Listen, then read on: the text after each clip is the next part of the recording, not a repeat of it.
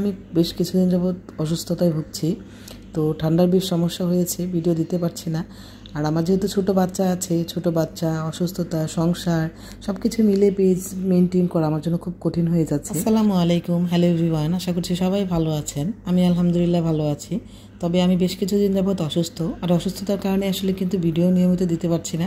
এটা আপনারা অনেকেই খেয়াল করেছেন, আবার অনেকেই কমেন্ট করছেন যে আমি কেন ভিডিও রেগুলার দিচ্ছি না। আসলে আমি বেশ কিছুদিন যাবত অসুস্থতায় ভুগছি।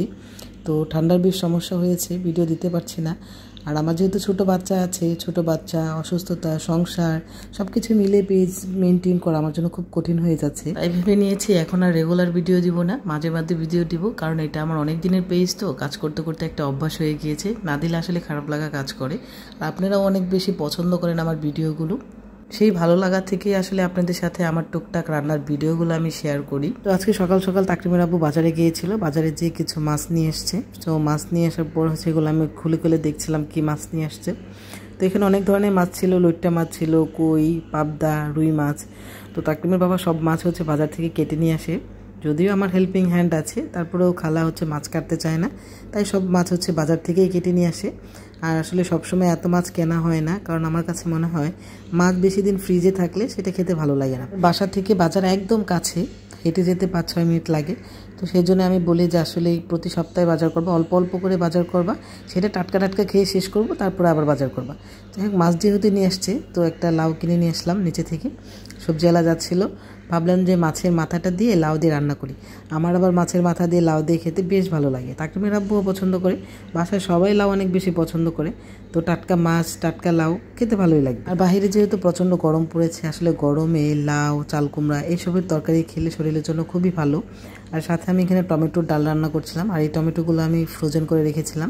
টমেটোর ডালটা আবার তাকরিমের আব্বুর অনেক বেশি পছন্দের, তো এর জন্য আমি ফ্রিজে কিছু টমেটো ফ্রোজেন করে রেখে দিই। অসুস্থতার জন্য খুব বেশি একটা রান্নাবান্না করি না, অল্প স্বল্পর মধ্যেই রান্নাটা শেষ করার ট্রাই করি।